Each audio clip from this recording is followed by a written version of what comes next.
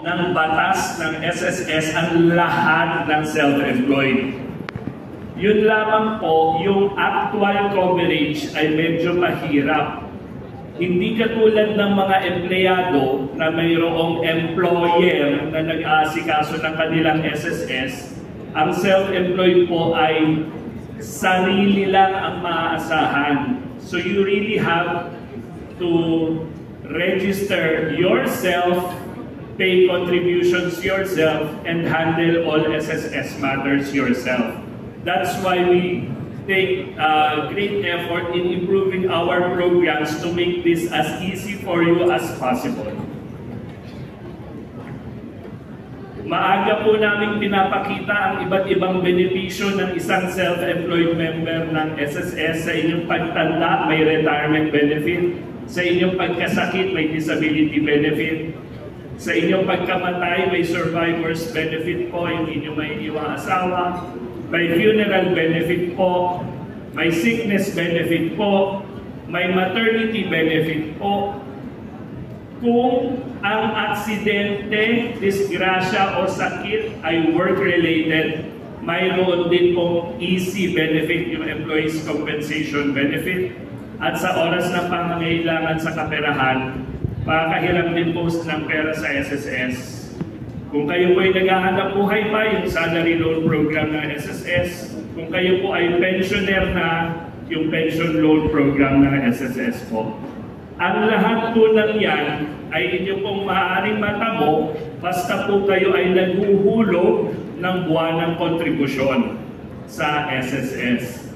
Sa kasalukuyan po, ang pinakamababang hulog sa SSS kada buwan ay 570 pesos. Ang pinakamataas naman po ay 4,230 pesos. Depende po kasi sa inyong buwanang kita.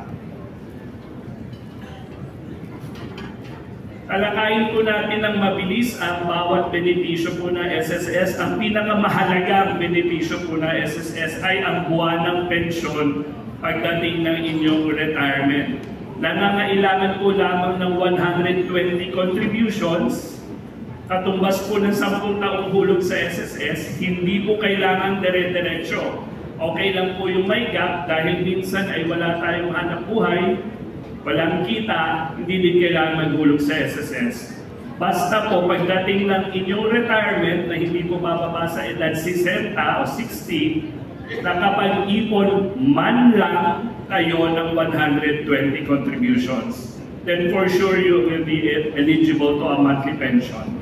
Of course, if you can pay more at higher brackets, that's also better for you. You will have a higher monthly pension from SSS. On the average, we pay out 4,956 pesos per month. Pero ang pinakamababa po ay 2,200 per month. Pero may binabayaran din po kami 19,820. So you have a sense po of the range of the amount of monthly pension you can get depending po on your contribution record. Pinakamababa po ay 2,200. Ang pinakamataas po na aming binabayad sa kasalukuyan ay 19,828 pesos per month. You can apply for retirement benefit through online po. You just have to look for a certain SSS circular or scan this QR code. Ang disability pension program at death pension program po na SSS ay nangangailangan po lamang ng 36 na contributions. Hindi din po kailangan dire-diretso. Basta po may 36 contributions man lang kayo at dumating po ang matinding disgrasya sa atin, tayo po ay mabalda, makaka-claim po kayo ng disability pension. Ang karaniwang halaga po na aming disability pension ay 4,682 pesos. Ang pinakamababa po ay 2,000. Ang pinakamataas po ay 18,094 pesos. You can apply for it online or scan this QR code. Yung survivor's pension, ito po yung buwanang pension na matatanggap ng naiwang asawa. Sa kasalukuyan po, on the average, pumatak po na exactly 4,000 pesos ang average survivor's pension na binabayad po na SSS. Pinakamababa po ay 2,000, ang pinakamataas po ay 19,150 pesos per month. Ma-apply din po online at hanapin lamang ang certain SSS circular or scan that QR code. Ang funeral benefit ng SSS, karaniwan po binabayad namin 22,529, but we pay a minimum of 12,000 and a maximum of 60,000 pesos depending on your contribution record. May bayad man lang na isa, makaka-claim na po ng funeral benefit yung taong tumustos ng gasto sa burial o living, prioritizing the spouse. Naifa-file din po online. We also pay out sickness benefit. On the average, 8,584 pesos, but we pay up to 72,000 pesos. Dapat may 3 contributions lang. Basta nasa loob ng nakaraang 12 buwan, may 3 hulog man lang. You can claim sickness benefit. You can apply for it online. Ganun din po sa maternity benefit. Makahulog man lang kayo ng 3 contributions in the past 12 months, makaka-claim po kayo ng maternity benefit. On the average, we pay out 39,738 pesos. But we pay out as much as 80,000 pesos depending on your contribution record po ulit. I have to say this. Pag ngayon nyo lamang po nalaman na kayo ay buntis at ngayon pa lang kayo maghuhulog ng 3 contributions, hindi po kayo makaka-claim ng maternity benefit. Mahalaga po na kayo ay naghuhulog na ng contributions bago pa man dumating ang pangangailangan. Social insurance din ito eh. You can apply for it online also. Employees' compensation benefit. This is the benefit that you receive kung work-related ang aksidente, disgrasya o sakit.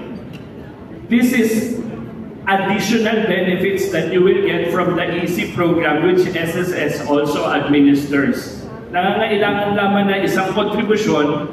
By that, we mean if you paid your contribution this month and then next month nangyari yung work-related contingency, you can claim EC benefit also. You can apply for it online also. 25,602 pesos ang average salary loan na pautang na SSS.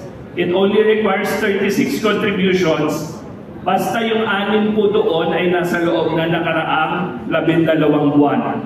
So ang SSS po ay sumisilip sa nakaraang ilang buwan kung kayo po ay may hulog para malaman na kayo kung kayo ay eligible sa aming benepisyo. So mahalaga po na tayo ay tapat at naguhulog ng regular para po sa pinakamabisang protection mula sa SSS.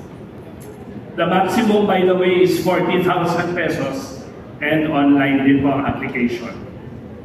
If you are a pensioner already, we also loan out to pensioners.